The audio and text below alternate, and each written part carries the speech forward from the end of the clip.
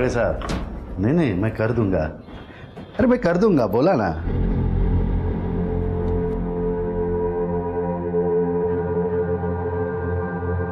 पल्लवी,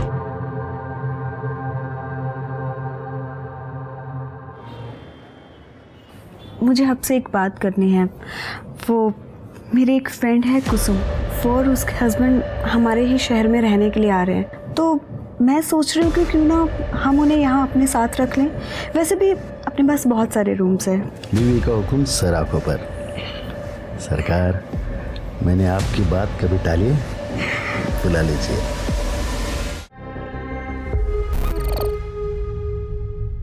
तो मैं जाऊं दादा? यस।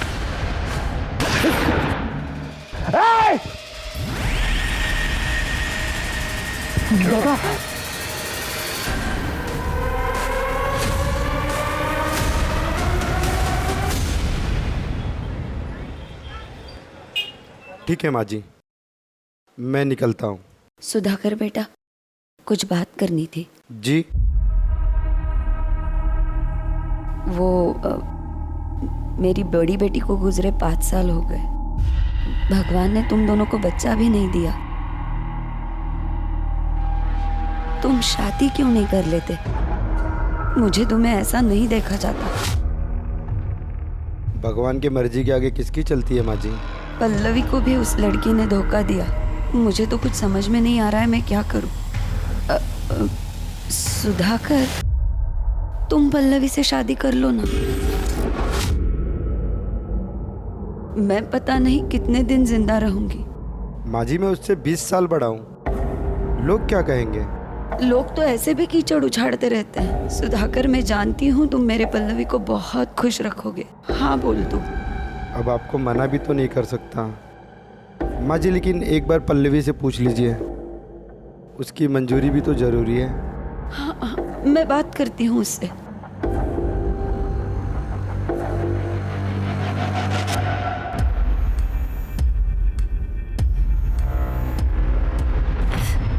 देख बेटा, सुधाकर बहुत अच्छा आदमी है। वो तुझे बहुत खुश रखेगा। तेरा किसी लड़के के साथ चक्कर होता ना तो भी ठीक था, लड़की के साथ जी। पर आई इस पे क्या गलत है? वीडियोस का तो लोग थूकेंगे आप पर। तू सुधाकर के साथ शादी के लिए हाँ कर दे, वरना मैं अपनी जान दे दूंगी। हाय, तू ये क्या कह रही है? तू ऐसा कुछ नहीं करेगी। मैं शादी के लिए रेडी हूँ। आई,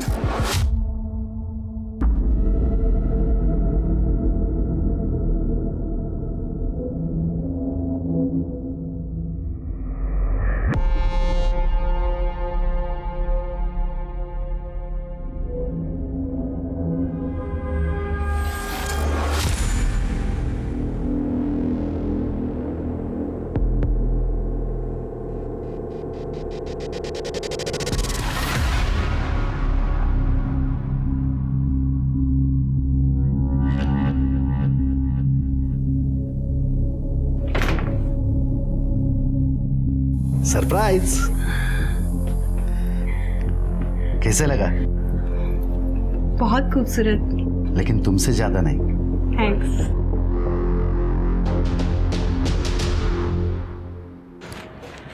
दादा, वो सीलिंग कॉन्ट्रैक्टर मेहता सेठ का फोन है, पैसे मांग रहे हैं। उनसे कहो अगले हफ्ते दे देंगे। ठीक है। मेहता सेठ का, मेरी अभी दादा से बात हुई है। दादा बोल रहे 1 हफ्ता रुको। अरे नहीं नहीं, ऐसी बात नहीं है सर। अरे क्या हुआ रामू, क्यों रो रहे हैं? मेरी माँ बहुत बीमार है, मुझे छुट्टी चाहिए। अरे जाओ। अरे सुनो सुनो, कुछ पैसे रखो और कुछ जरूरत लगी तो फोन कर देना।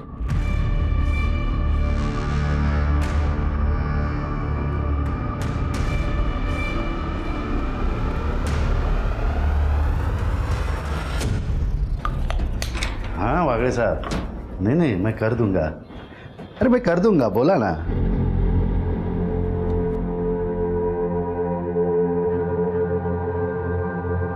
पल्लवी,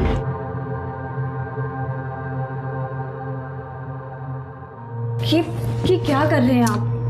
मेरा बिल्कुल भी मूड नहीं है। ठीक है, तुम्हारा मूड कैसे ठीक करना है मुझे आता है। एक सेकंड, ये तुम्हारे लिए है। ये मुझे रात में पहन के दिखाना, मैं इंतजार करूंगा। ठीक है। मैं आता हूं।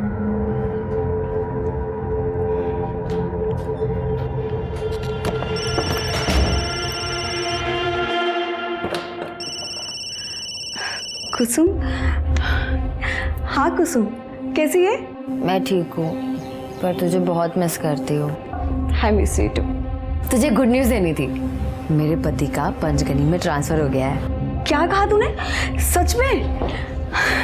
तू ऐसा कर, मेरे यहाँ पर शिफ्ट हो जा। यहाँ बहुत सारे रूम्स हैं। मैं अभी सुधाकर से बात कर रही हूँ, और वैसे भी यहाँ कोई रेंट वेंट नहीं लगने वाला। ठीक है? ठीक है।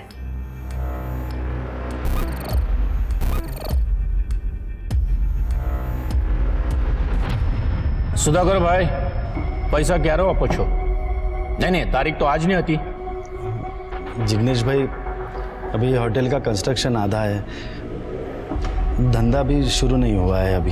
कंस्ट्रक्शन आधा है या पूरा, ये मुझे पता नहीं है। मुझे तो पैसा चाहिए, यानी वायदो आज ना तो। प्लीज़ जिग्नेश भाई, और थोड़ी मोहलत दे दीजिए ना प्लीज़। ठीक है, 2 महीने की मोहलत देता हूँ, उसके बाद में पैसा चाहिए। अगर नहीं मिला तो कैसे निकलवाना है तरीका मेरा होगा। जय श्री कृष्ण।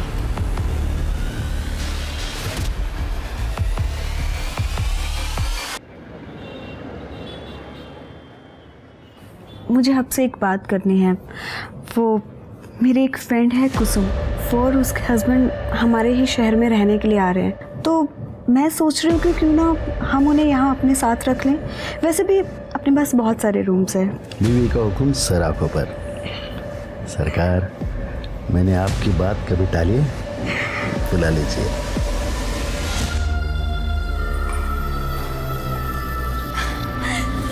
कुसुम,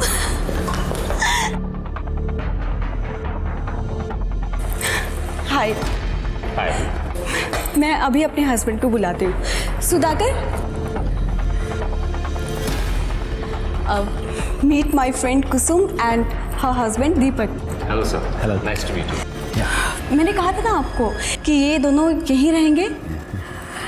वेलकम सर। Excuse me. या प्लीज कम।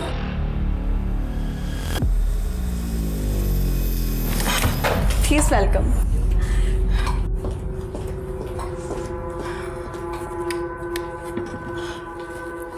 कैसा लगा रूम? एक्चुअली आपके आने से पहले ही मैंने रूम रेडी करवा दिया था। आपका बहुत बहुत शुक्रिया। ये कुसुम तो आपसे मिलने के लिए बेताब हो रही थी। चलो अभी आप दोनों सहेलियां गप्पे लड़ाओ। अब तो हम दोनों वो सब कुछ करेंगे जो शादी से पहले किया करते थे। अब मैं फ्रेश हो जाता हूँ।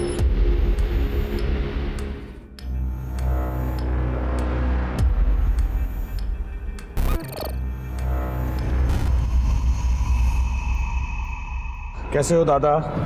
अरे शैलेश, दादा एक इंक्वायरी आई है। 8 साल के बच्चे की बर्थडे पार्टी है, बैटमैन थीम है, तो मैंने उनको आपका नंबर दे दिया है, बात कर लेना। Thank you very much Shailesh. तुम इतने ऑर्डर्स लाते हो, तुम्हारी वजह से ये बिजनेस चल रहा है। दादा एक बात पूछूं, अगर आपका बिजनेस इतना अच्छा चल रहा है तो फिर आप इसे बेच क्यों रहे हो? मैं ये प्रॉपर्टी बेच रहा हूँ? हाँ, तुम्हारा भाई मनोज रमणीक शाह को दोनों प्रॉपर्टी बेच रहा है।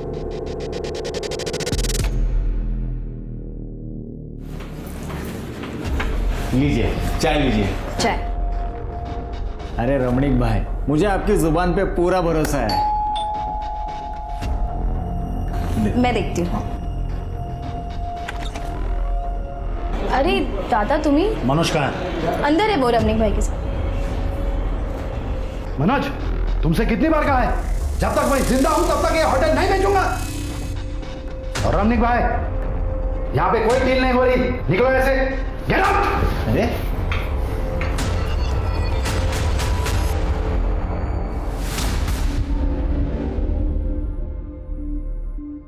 आइंदा अगर मुझसे पूछे बगैर कोई डील की तो याद रखना, समझे?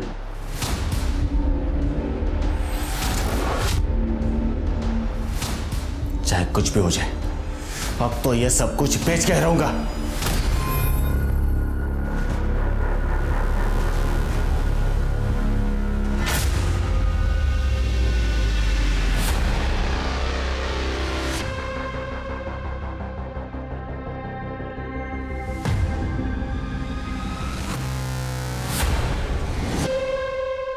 अरे हाँ भाई हाँ बस निकल ही रहे हैं।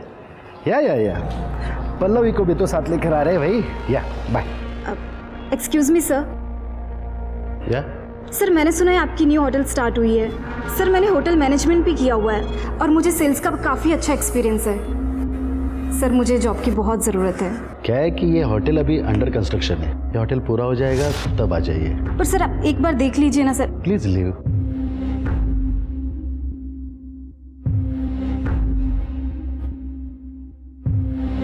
रख लीजिए ना, वैसे भी होटल तो बन ही रहा है, आज नहीं तो कल स्टाफ की ज़रूरत तो पड़ने ही वाली है। And in fact she is looking very beautiful, graceful and well educated. सरकार आपके आगे कोई बोल सकता है? जैसे आपकी मर्जी। अरे हाँ भाई निकल चुके। या सर या thank you so much ma'am. हमने तुम्हें जॉब पर रख तो लिया है, लेकिन तुम्हें वो सब कुछ करना होगा जो मैं तुम्हें कहूँगी। ओके मैम, मैं कुछ भी करूँगी।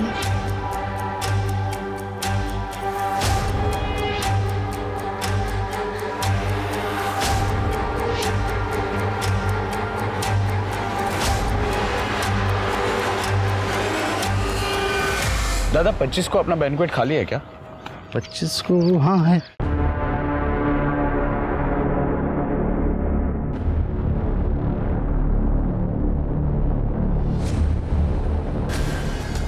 तो मैं जाऊँ दादा? यस।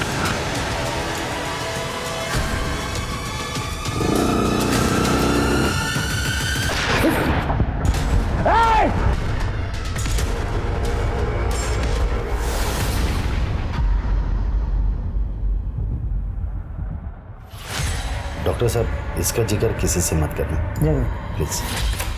आइए मैं आपको छोड़।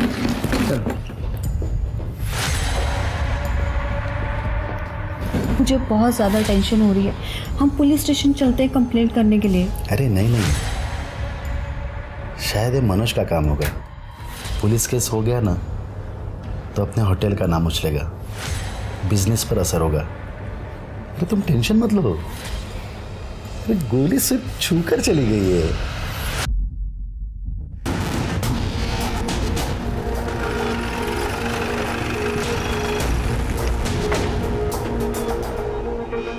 सर मैं ही शैलेश हूँ, मैंने ही आप लोगों को फ़ोन किया था। एक्चुअली सुधाकर दादा ने ये बात किसी को बताने के लिए मना किया था, लेकिन मैंने आपको फ़ोन करना सही समझा। और फायर यहाँ से हुआ? फायर यहाँ से हुआ था, यहाँ पे गिर गया। गोली कहाँ लगी थी सुधाकर जी? सर गोली उनके हाथ को छूकर चली गई। खड़े जरा वहाँ चेक करो सर, बुलेट मिलती है क्या?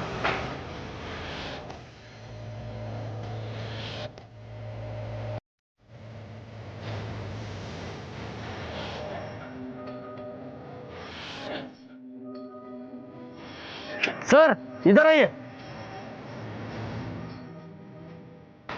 ये देखिए सर, ये बुलेट मिली है। शायद ये बुलेट यहाँ पर लगी है और यहाँ से फिर इधर नीचे गिरी थी। कट एक काम करो, इस बुलेट को बैलिस्टिक के लिए भेजो। सर सुधाकर जी कहाँ है अभी? अपने रूम में आराम कर रहे हैं। ओके, यहाँ पे सीसीटीवी तो होगा ना? हाँ सर है ना। फुटेज चाहिए थी। आइए मैं दिखाता हूँ। सर गोली छूकर निकली है, कोई बड़ा जख्म नहीं है। लेकिन फिर भी आपके ऊपर हमला हुआ है सर। अच्छा, आपकी किसी से कोई दुश्मनी, कोई झगड़ा वगैरह?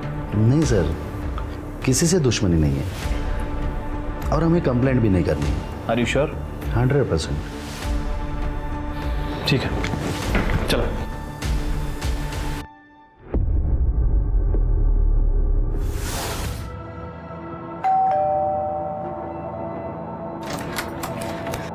मनोज कहाँ है? अंदर है वो। तुम्हें शर्म नहीं आती? तुमने अपने ही भाई पर हमला करवाया। वही आप ये क्या कह रही हैं? सही कह रही हूँ मैं।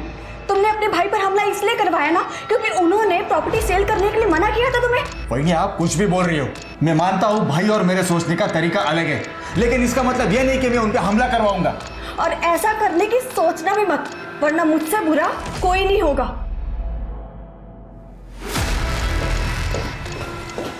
ये वहीनी जो कह रही थी वो सच है? अरे कायपन काय बोलते कविता, तेरी कसम मैंने ऐसा कुछ नहीं किया।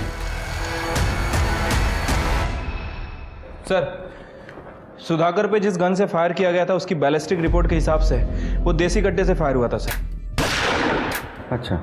और क्राइम सीन का सीसीटीवी फुटेज भी मिला है। ये देखिए, ये 2 लोग हैं, बाइक से जा रहे हैं, बाइक में नंबर प्लेट भी नहीं है सर। आई विटनेस के डिस्क्रिप्शन के हिसाब से एक का डिस्क्रिप्शन मैच भी कर रहा है, और जिसने फायर किया था वो लेफ्ट हैंडेड है। एक काम करो शिरके, क्रिमिनल लिस्ट में देखो कौन लेफ्ट हैंडेड शूटर है, और अपने खबरों को अलर्ट कर दो। ये सुधाकर ने कंप्लेंट की थी? नहीं सर। तो ये भी पता करो सुधाकर ने कंप्लेंट क्यों नहीं की। Okay sir.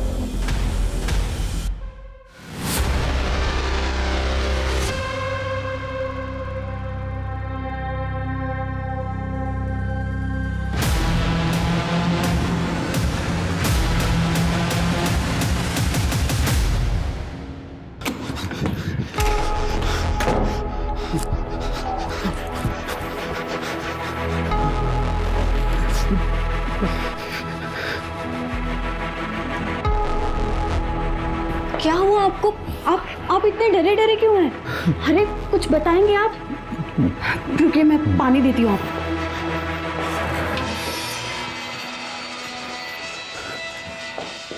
लीजिए।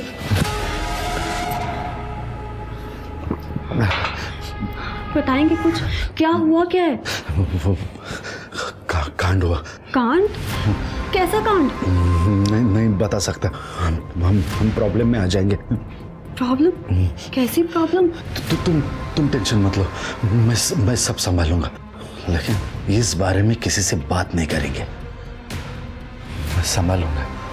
फंस जाएंगे हम लोग फंस जाएंगे। अरे मेरी बात तो सुनिए, कुछ तो बताइए।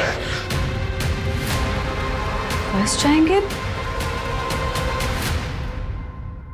सर, ये लेफ्ट हैंड शूटर्स की लिस्ट है, कुल 135 नाम है इसमें। सर ये क्या? सर ये गणपत है, इसने रिसेंटली 3 लोगों को देसी कट्टे बेचे हैं, कपासवाड़ी में छुपा हुआ था। सब मारो मत, इन 3 जनों को बेचा था ना, बता। सब बताता हूँ सब।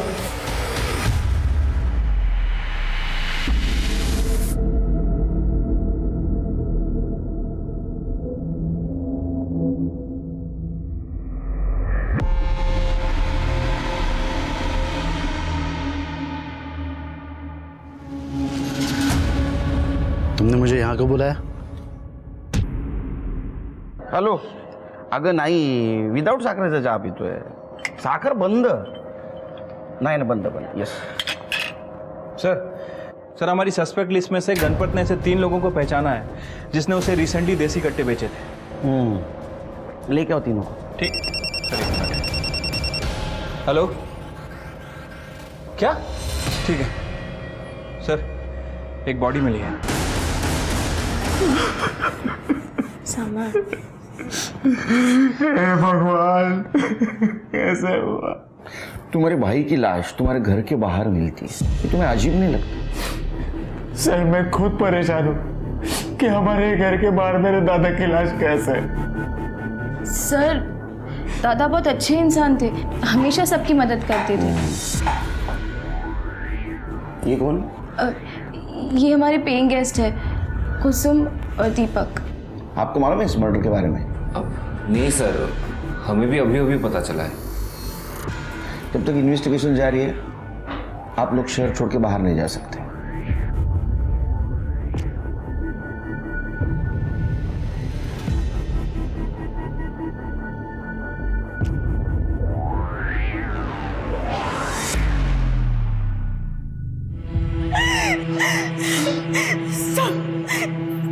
इनको इनके भाई ने मारा। मैं सच बोल रही हूँ। वो हमेशा कहता था कि होटल में बैंकेट सेल करने के लिए इनको, लेकिन इन्होंने नहीं करने दिया, इसलिए वो हमारे होटल में ना रहते हुए कहीं और रहता था।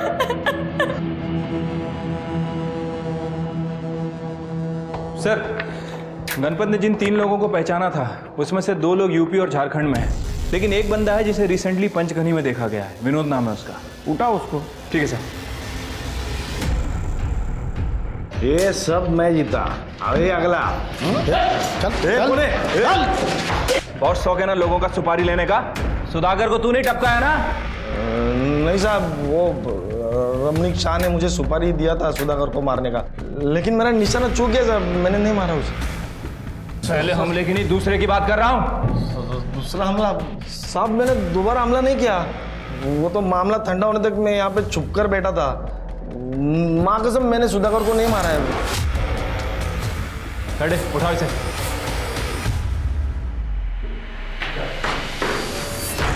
देखा है इसको? अरे सर, मैं तो इसको जानता तक नहीं, मैं तो उसको पहली बार देख रहा हूँ। आपको कोई कुछ भी बोलेगा और आप मान लोगे? अरे सर, मैंने कुछ नहीं किया है, मानो मेरी बात। देख रमणीक भाई, तेरी पूरी हिस्ट्री है हमारे पास। तूने प्रॉपर्टी के नाम पे जितने भी कांड किए सब पता है हम लोगों को। प्रूफ नहीं है हमारे पास। जिस दिन प्रूफ हाथ लगेगा ना, सिर्फ ठोकूंगा ना तेरी। चल निकल। सर, सुधाकर की पीएम रिपोर्ट आ गई है सर। सर, रिपोर्ट के हिसाब से उसकी मौत 17 सितंबर को 12 से 2 बजे के बीच में हुई। सर पर किसी भारी चीज से वार किया गया था, ट्रोमा की वजह से उसकी मौत हुई। कंफ्यूजन ये है शिरके कि सुधाकर की पत्नी पल्लवी अपने देवर मनोज पर आरोप लगा रही है कि उसने सुधाकर का खून किया। लेकिन एक बात समझ में नहीं आ रही है, ये मनोज ने अपने भाई का मर्डर करके उसकी बॉडी अपने ही घर के बाहर डंप क्यों की? सर, कहीं ये काम इस रमणीक का तो नहीं है? क्योंकि इससे पहले भी बहुत कांड कर चुका है। हमारे पास सबूत नहीं था, इसलिए इसे छोड़ना पड़ा। ये रमणीक और मनोज दोनों पे ध्यान रखो, और सुधाकर की पत्नी पल्लवी, उससे पूछताछ करो। साहब, मैं आपको एक बात बताना भूल गई। करीब 12 दिन पहले 8 सितंबर को मेरे पति डरे हुए घर पर आए थे और कह रहे थे कि कोई कांड हो गया है। कांड हुआ? कांड? कैसा कांड? नहीं बता सकता, हम प्रॉब्लम में आ जाएंगे। किस तरह का कांड हुआ था, कुछ बताया सुधाकर जी ने? नहीं सर, उन्होंने मुझे कुछ नहीं बताया, लेकिन कह रहे थे कि मुझे कि हमें जान का खतरा है। अच्छा, मैं क्राइम सीन पे सुधाकर जी का फ़ोन नहीं मिला। क्या वो अपना फ़ोन घर पे भूल के गए थे? नहीं, उनका फ़ोन 17 तारीख से बंद आ रहा है। ठीक है। सर, सुधाकर की 8 सितंबर की फ़ोन लोकेशन डिटेल्स। इसमें कुछ भी सस्पिशियस नहीं दिख रहा है। और सुधाकर उस दिन 3 से 3:30 के बीच में जनता नगर में मौजूद था। लेकिन जनता नगर जैसे सुनसान एरिया में क्या कर रहा था? वो भी आधा घंटा। ठीक है, जरा जनता नगर जाके चेक करो। ठीक है सर।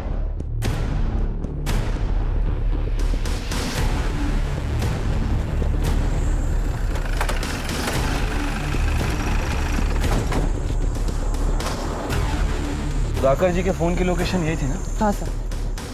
जरा चेक करो, कुछ मिलता है क्या?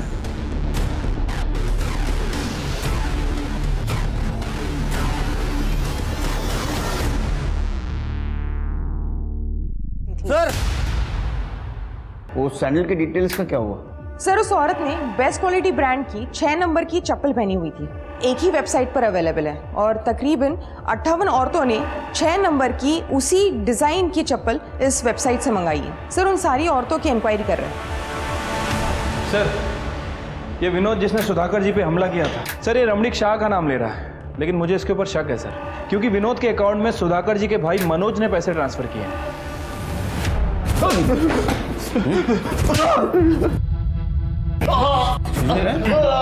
तेरे बैंक अकाउंट से विनोद के बैंक अकाउंट में पैसा ट्रांसफर हुआ है। तुम दोनों ने मिलकर मारा तेरे भाई को।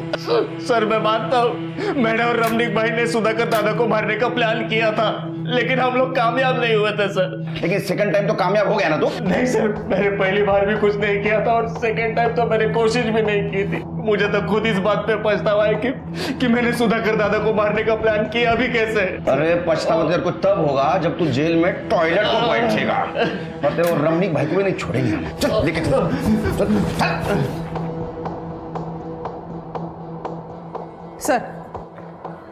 सर, बेस्ट क्वालिटी ब्रांड की सैंडल खरीदने वाली 57 औरतों से हमारी बात हुई है। सारे के सारे सही सलामत है, सिवाय एक औरत के। उसका नाम शोभा मेहता है। यही के बिजनेसमैन प्रकाश मेहता की बीवी है वो। सर लेकिन शोभा मेहता की कोई भी मिसिंग कंप्लेंट दर्ज नहीं हुई है। तो इसका मतलब सुधाकर जिस कांड के बारे में बात कर रहा था शायद वो यही कांड होगा। क्या ये सुधाकर शोभा मेहता को जानता था? ये दोनों के मर्डर का आपस में कुछ ना कुछ कनेक्शन जरूर लग रहा है। प्रकाश मेहता से बात करो। सर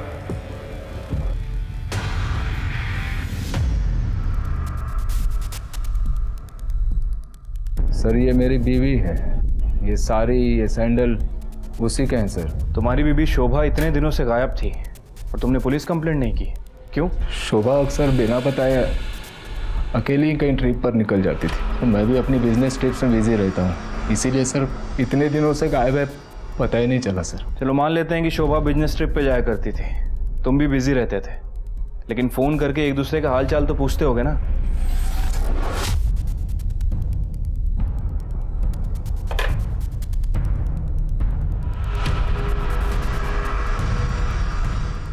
अच्छा, तुम किसी सुधाकर माने को जानते हो? सर नहीं देखो शीर के मैं क्या बोल रहा हूँ। सर शोभा की पोस्टमार्टम रिपोर्ट। सर रिपोर्ट के हिसाब से शोभा की मौत गला घोटने की वजह से हुई है, रस्सी का इस्तेमाल हुआ और 8 सितंबर को दोपहर 2 से 4 बजे की उसकी मौत हुई है, जिससे सुधाकर का टावर लोकेशन मैच होता है।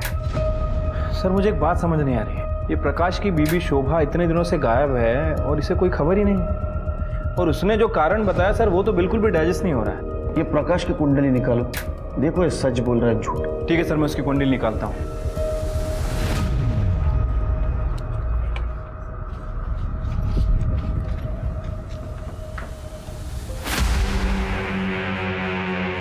कहाँ जा रहे हो? सब कपड़े इस्त्री को देने के लिए। मेहता के घर में कितने साल से काम कर रहे हो? 4 साल से। 4 साल से, मतलब तुम्हें तो पता ही होगा कि उसके घर में क्या होता है क्या नहीं। तो तुम्हारे साहब और तुम्हारी मैडम के संबंध कैसे? साहब वो मैं घबराओ मत, तुम्हारा नाम नहीं आएगा, बताओ। वैसे तो हमारे साहब बहुत अजीब, मतलब अगर काम रहता है तो वो नॉर्मल रहते हैं, लेकिन जब शराब पीते हैं तो अचानक जानवर बन जाते हैं।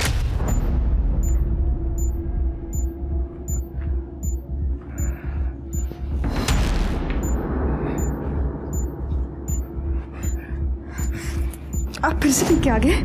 तो चलो कर। अरे बेडरूम में तो चलिए। तो ये क्या है? घर है मेरा, जहाँ मेरा मन करेगा मैं वहाँ मजे करूँ। सुन, तू मेरी बीवी है, मेरी बात माननी पड़ेगी तुझे। तू कहाँ जा? इधर ही रुक और देख, मजा आएगा तुझे। चल रुक जाइए ना, छोड़ दीजिए मुझे।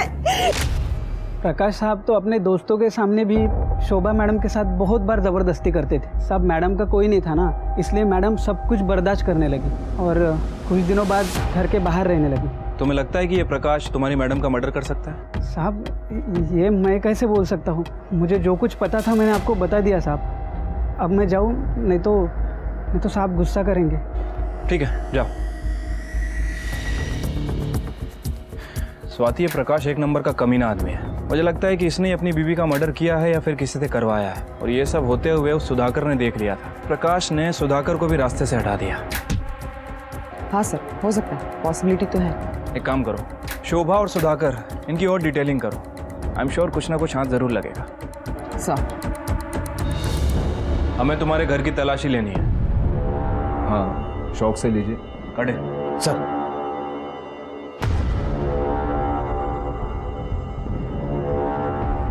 सर ये देखिए क्या मिला। तुम्हारी बीवी ने 4 महीने पहले अबॉर्शन करवाया था, ये बात तुमने हमें पहले क्यों नहीं बताई? सर मैं तो ये भी नहीं जानता था कि वो प्रेग्नेंट है। तो फिर ये रिपोर्ट कहाँ से आई? सर पिछले कई महीनों से हमारे बीच कोई फिजिकल रिलेशंस थे ही नहीं। देखो जो भी है सच सच बता दो, वैसे भी तुम ज्यादा दिन तक बचने वाले नहीं हो हमसे। सर शोभा के कॉल रिकॉर्ड में एक पर्टिकुलर नंबर मिला है जिससे शोभा लगातार 6 महीनों से टच में थी। लेट नाइट्स कॉल्स भी किए गए और बहुत सारे रोमांटिक मैसेज भी भेजे गए, और सभी मैसेज का शोभा ने जवाब भी दिया है।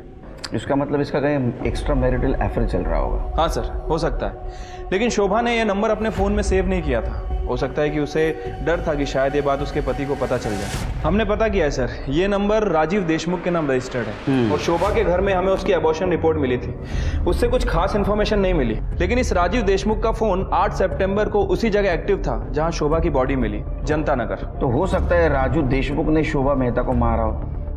कि राजू को ढूंढो जल्द से जल्द। ठीक है सर। सर मनोज के पेइंग गेस्ट कुसुम और दीपक दोनों की इंफॉर्मेशन निकाली। वो पहले सुधाकर के होटल में रहते थे, लेकिन कुछ दिन पहले वो मनोज के यहाँ शिफ्ट हुए। सर ये कुसुम और सुधाकर की बीवी पल्लवी पुराने दोस्त हैं। फिर पता करो कि वो सुधाकर के होटल से क्यों शिफ्ट हुए थे। सर होटल छोड़ा नहीं था, छोड़ना पड़ा था। सर एक दिन मैं भैया से बात करने के लिए होटल चला गया था, तो मैंने देखा कि हॉल में भैया और दीपक में किसी बात पे झगड़ा चल रहा था। इसके आगे एक लफ्ज भी कहा ना तो यहीं पे मार डालूंगा। अपनी बीवी को उठा और आज ही हमारा घर छोड़कर चला जा। तुम्हारी शक्ल भी नहीं देखनी मुझे। दादा दादा छोड़िए आप, चलिए आप चलिए।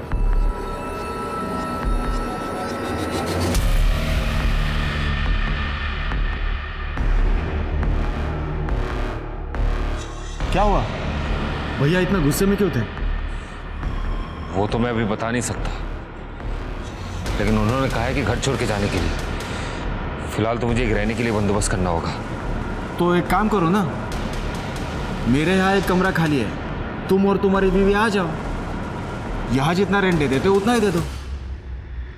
सर मुझे पैसों की बहुत ज़रूरत थी, इसलिए मैंने दीपक और उसकी पत्नी को अपने घर में रहने के लिए कहा था। होगी ना पैसों की ज़रूरत, क्योंकि भाई की सुपारी देने में तेरा पूरा पैसा खर्चा हो गया था। ये झगड़ा किस टाइम और किस वक्त हुआ बता दो। सर राजीव देशमुख की डिटेल्स निकाली है, पता चला है कि उसकी मौत 1 साल पहले ही हो गई थी। अच्छा, इसका मतलब उसका नंबर कोई और यूज कर रहा है। ये राजीव देशमुख के बारे में पता करो, माजरा क्या है। ठीक है सर। सर सुधाकर के होटल की 11 तारीख की सीसीटीवी फुटेज।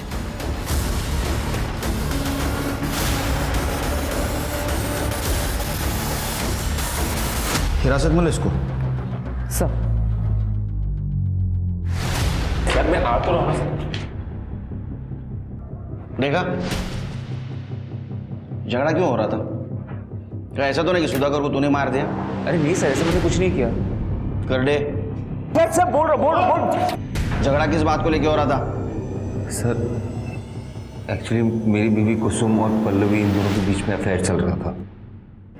दोनों लेस्बियन है सर।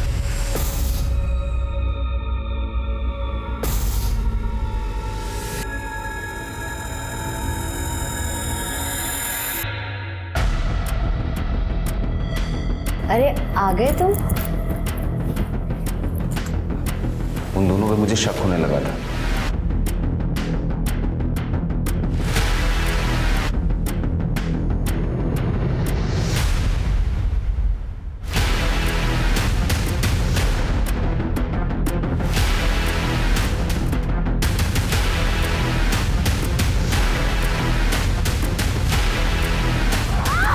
प्लीज मुझे माफ कर दो।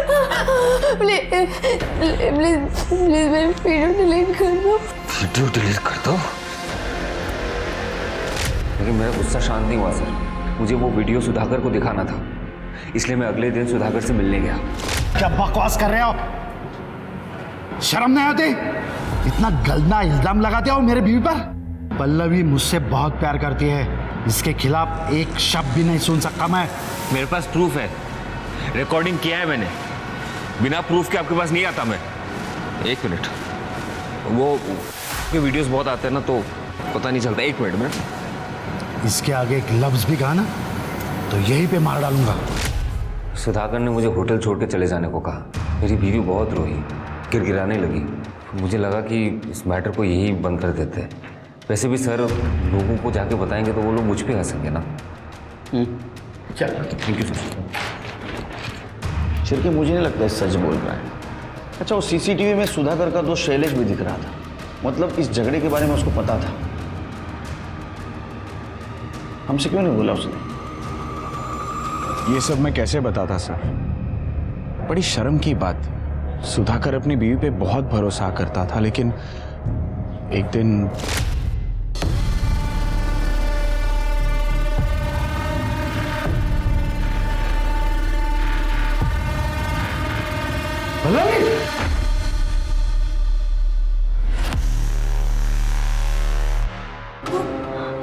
आप जैसा सोच रहे वैसा कुछ नहीं है। शराब! मैंने जो सुना था वो सब सच था। अरे क्या क्या नहीं किया मैंने तुम्हारे लिए। दुनिया से लड़ने को तैयार था मैं। मेरी जिंदगी बर्बाद कर दी तुमने। सुधाकर बहुत गुस्से में था।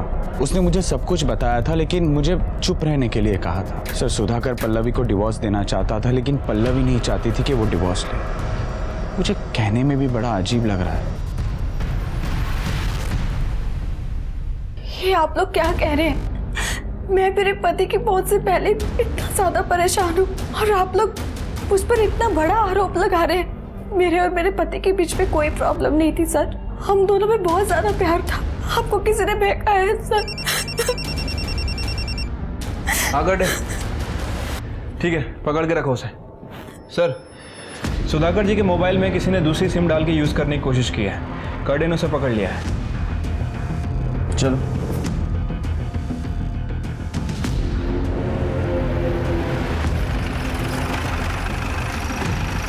सर, सुधाकर का मोबाइल इसको ही मिला था या एरिया में। किस जगह मिला था बता सकते हो? हाँ सर। चल।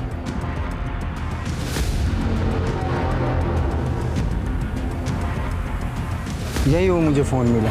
करने स्वाति भगा के सापड़ देगा। मतलब बॉडी को यहाँ से घसीटा गया।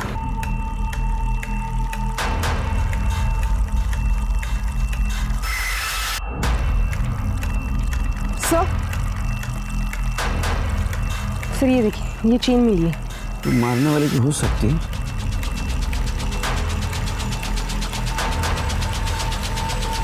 सर, ये देखिए सर, खून लगा हुआ रॉड मिला है। फॉरेंसिक को भेज दो। पेंडेंट किसका हो सकता है? घरी आल्यानंतर हिशोब करू। आता ठेव। सर, राजीव देशमुख के बारे में पता किया है। सर, इसका एक भांजा है जो अक्सर इससे मिला करता था। इससे हम पहले भी मिल चुके हैं। सर लैब ने कंफर्म किया है, क्राइम लोकेशन पे जो सूखा खून मिला है वो सुधाकर का ही है। और वो जो पेंडेंट है वो किसका है ये भी पता चल गया है। किसका? इसे पहचानती है? हाँ सर। या मैं वहां मिला जहाँ सुधाकर का खून हुआ था। ये पेंडेंट मेरा है सर, मैं मानती हूँ, लेकिन ये पेंडेंट मैंने किसी और को दे दिया था। मेरे पास सबूत है सर। ये देखिए आप।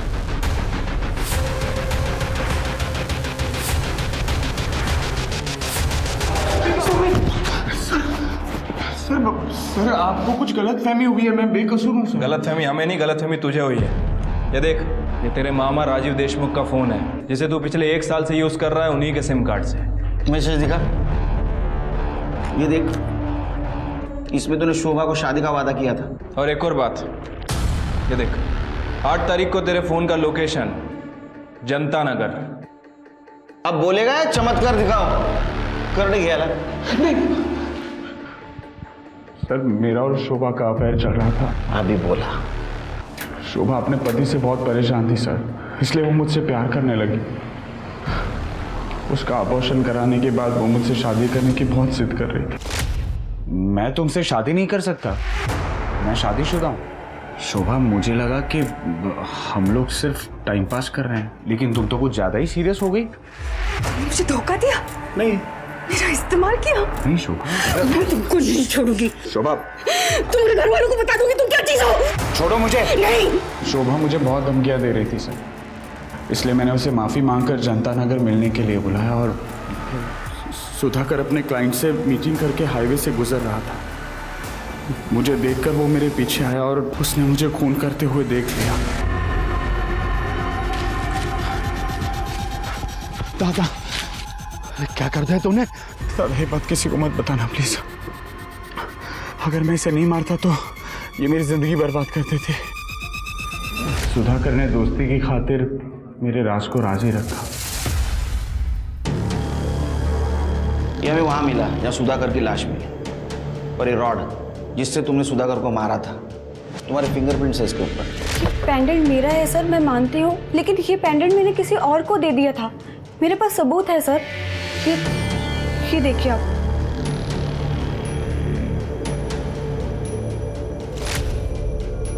स्वाति, पल्लवी ने मुझे बताया कि सुधाकर को हम पर शक हो गया है और इसलिए वो मुझसे नाता तोड़ रही है। मैं फिर पल्लवी से मिलने होटल गई। आप जैसा सोच रहे वैसा कुछ भी नहीं है। क्या कुछ नहीं है? मैंने मेरे आंखों से देखा है। आपने सब कुछ गलत देखा है, ऐसा कुछ नहीं गलत नहीं देखा है मैंने। विश्वासघात किया है तुमने मेरे साथ। आप गलत समझ रहे हैं, ऐसा कुछ भी नहीं है। मुझे यकीन हो गया सुधाकर हमारे रिश्ते के बीच आ रहा है। वो मुझे पल्लवी से मिलने नहीं देगा। ये सोचकर मेरी बेचैनी बढ़ती गई। मैं पल्लवी को फिर से खोना नहीं चाहती थी सर। मैंने फिर सुधाकर से बात करने की रिक्वेस्ट की और उसे मिलने बुलाया। तुमने मुझे यहाँ क्यों बुलाया? जैसे तैसे उसकी लाश को घसीटते हुए मनोज के घर के पास ले गई ताकि आप लोगों को मनोज पे शक हो, क्योंकि उनके झगड़े के बारे में सबको पता था।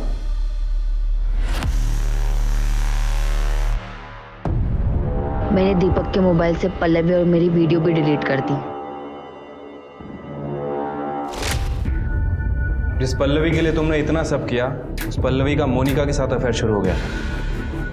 क्या? नहीं, ऐसे नहीं हो सकता। पल्लवी मुझसे प्यार करती है। ये झूठ है। ये सच है। पल्लवी का दूसरा अफेयर मोनिका के साथ चल रहा था और इसीलिए वो तुम्हें अपने से दूर करना चाहती थी। और सुधाकर का और उसका झगड़ा भी इसी बात को लेकर हो रहा था।